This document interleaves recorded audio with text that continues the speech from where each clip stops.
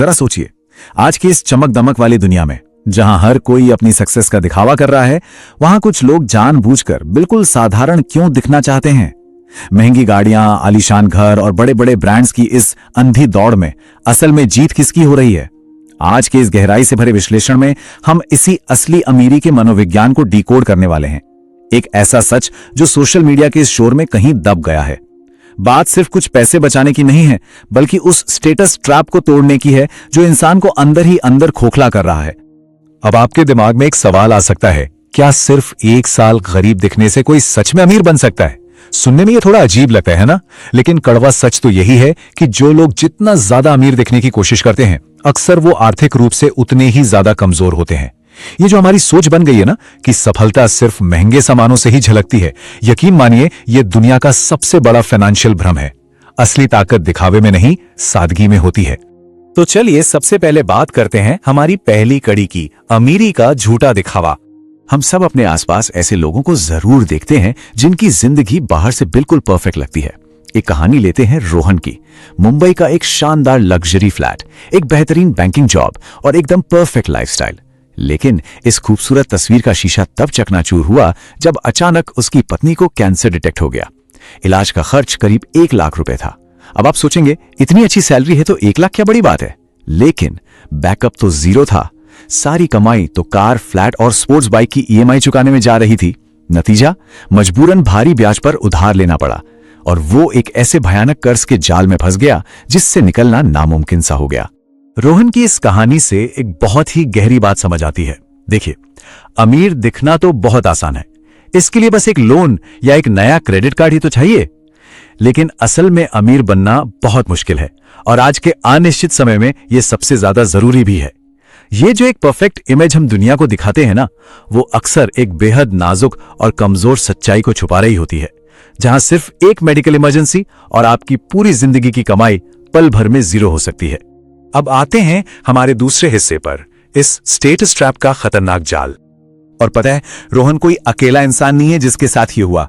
ये आज एक ग्लोबल साइकोलॉजी बन चुकी है। जरा इस चौंकाने वाले आंकड़े पर ध्यान दीजिए। 2021 की फेडरल रिजर्व की एक स्टडी बताती है कि विकसित देशों में भी करीब 70% युवा, जी हां 70%, सिर्फ अपनी सोशल इमेज और लाइफस्टाइल को दुनिया के सामने सही दिखाने के लिए भारी कर्ज और क्रेडिट कार्ड्स के भरोसे जी रहे हैं। दुनिया भर में लोग सिर्फ अमीर दिखने की जिद में अपनी असली फाइनेंशियल कंडीशन को दांव पर लगा रहे हैं। स्टेटस का यह दबाव किसी इंसान को दिमागी तौर पर कितना तोड़ सकता है, इसे एक जापानी फिल्म की कहानी से बहुत अच्छी तरह समझा जा सकता है। कहानी में एक मिडिल क्लास परिवार बड़ा सा लोन लेकर अपने बेटे का एडमिशन एक बहुत ही इलीट स्कूल में करवाता है। लेकिन वहां स्टेटस मेंटेन करने का इतना भारी दबाव होता है कि वो लड़का खुद की एक नकली लाइफस्टाइल गढ़ने लगता है।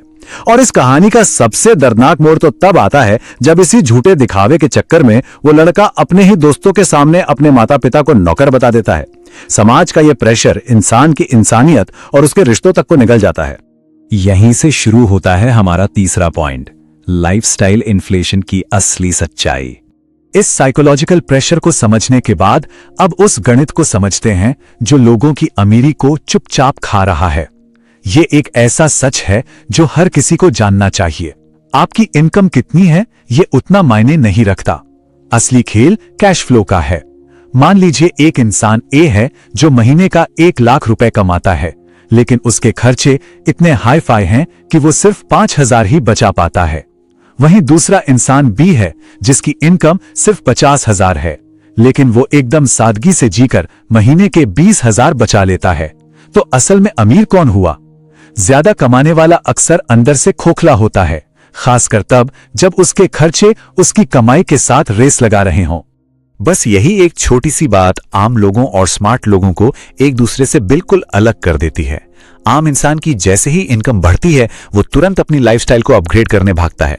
नया फोन ले लिया, नई कार की ईएमआई शुरू कर दी, महंगी छुट्टियां प्लान कर ली। लेकिन स्मार्ट लोग क्या करते हैं? वो अपनी इनकम बढ़ने के साथ अपने इन्वेस्टमेंट्स को अपग्रेड करते हैं। वो जानबूझकर सादगी भरा जीवन जीते हैं ताकि उनका बचा हुआ पैसा उनके भविष्य के लिए एक बहुत मजबूत दीवार खड़ी कर सके। और यही चीज हमें लाती है हमारे चौथे हिस्से पर, असली अमीरों का सीधा सा फॉर्मूला। जब बात स्मार्ट लोगों की हो रही है तो दुनिया के सबसे कामयाब इन्वेस्टर्स का तरीका देखना तो बनता है। वॉरेन बफे, राकेश झुनझुनवाला, राधा किशन दमानी, श्रीधर वेम्बू और अजीम प्रेमजी, इन सभी लेजेंड्स में एक बहुत ही गजब की समानता है। इन सब की लाइफस्टाइल इतनी साधारण है कि आप चौंक जाएंगे। वॉरेन बफे आज भी अपने उसी दशकों पुराने घर में रहते हैं। ये लोग अगर चाहते तो हर दिन एक नई लग्जरी कार खरीद सकते थे, लेकिन इन्होंने दिखावे से खुद को कोसों दूर रखा। क्यों? ताकि इनकी संपत्ति लगातार कंपाउंड होती रहे।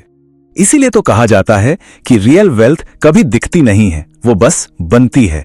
जो पैसा आपने दूसरों को इंप्रेस करने में उड़ा दिया, समझ लीजिए उस पैसे ने अपनी बढ़ने की ताकत हमेशा के लिए खो दी। असली दौलत तो वो है जो शांति से आपके बैंक अकाउंट्स, इन्वेस्टमेंट्स और पोर्टफोलियो में दिन रात बढ़ रही होती है। इस पूरी सोच के पीछे जो साइंस है, साइकोलॉजी में उसे डिलेड ग्रेटिफिकेशन कहा जाता है।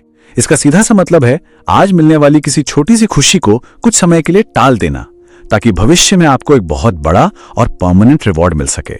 ये जो 1 साल गरीब दिखने की बात हमने शुरू में की थी ना, वो पूरी तरह इसी सिद्धांत पर टिकी है। आज तुरंत वो नया फोन या ब्रांडेड कपड़े लेने की खुजली को रोकना, ताकि कल आप बिना किसी टेंशन के सच में एक आजाद जिंदगी जी सकें। चलिए अब अपने 5वें पॉइंट की तरफ बढ़ते हैं, एसेट्स बनाम लायबिलिटीज का ये पूरा खेल। साइकोलॉजी को तो हमने समझ लिया, अब जरा उन फाइनेंशियल रूल्स पर भी नजर डालते हैं जो सिर्फ अमीर दिखने वालों और असल में अमीर होने वालों के बीच जमीन आसमान का फर्क पैदा कर देते हैं। एक तरफ होती हैं आपकी लायबिलिटीज, जैसे महंगे फोन, लग्जरी कारें और ब्रांडेड चीजें। ये वो चीजें हैं जो लगातार आपकी जेब से पैसा खींचती रहती हैं, और मजे की बात यह है कि समय के साथ इनकी कीमत भी कम होती जाती है। दूसरी तरफ होते हैं एसेट्स, जैसे स्टॉक्स, रियल एस्टेट या कोई बिजनेस। आज के समाज का पूरा फोकस बस लायबिलिटीज इकट्ठे करने पर है, जबकि असली अमीर लोग बिना किसी शोर शराबे के अपने एसेट्स बढ़ाते जाते हैं। वही एसेट्स जो उनके सोते हुए भी उनके लिए पैसा कमाते हैं। तो इस जाल से बाहर कैसे आएं? यह है हमारा छठा और आखिरी हिस्सा, वित्तीय आजादी का रास्ता। हमने प्रॉब्लम भी समझ ली और थ्योरी भी, लेकिन सबसे बड़ा सवाल यह है कि इस वॉरेन बफे फॉर्मूले को अपनी रोजमर्रा की जिंदगी में कैसे लागू करें। इस ट्रैप से बाहर निकलने के 3 बहुत ही सिंपल स्टेप्स हैं। पहला, लो प्रोफाइल रहिए। जब आप सादगी से जीते हैं तो लोगों की उम्मीदों का वो फालतू प्रेशर अपने आप खत्म हो जाता है। दूसरा, दिखावे और सोशल प्रेशर को पूरी तरह इग्नोर करना सीखिए। जिस दिन आपने ये मान लिया कि आपको दुनिया में किसी को भी इंप्रेस करने की कोई जरूरत नहीं है, उसी दिन आप फाइनेंशियल फ्रीडम की पहली सीढ़ी चढ़ जाते हैं। और तीसरा स्टेप है अपना पूरा फोकस सिर्फ अपनी स्किल्स और अपनी इनकम को बढ़ाने पर लगाना। बिना दुनिया को बताए चुपचाप अपनी नॉलेज और इन्वेस्टमेंट्स को बढ़ाना ही इस गेम की सबसे बड़ी स्ट्रैटेजी है। तो दोस्तों, जाते जाते ये विश्लेषण आपके लिए एक बहुत ही गहरा सवाल छोड़ जाता है। जरा खुद से पूछेगा, क्या हम सिर्फ दुनिया के सामने एक झूठे दिखावे के लिए जीना चाहते हैं, या फिर खुद के लिए एक सच्ची आजादी और सुकून भरी जिंदगी चाहते हैं? क्योंकि अमीरी का असली खेल कैमरे के सामने नहीं, बैकग्राउंड में खेला जाता है। जो इंसान खामोशी से अपनी दौलत को बढ़ाना सीख जाता है ना, उसे फिर कभी दुनिया के सामने कुछ भी साबित करने की जरूरत नहीं पड़ती। और यकीन मानिए, असली फाइनेंशियल आजादी की शुरुआत बिल्कुल इसी सोच के साथ होती है।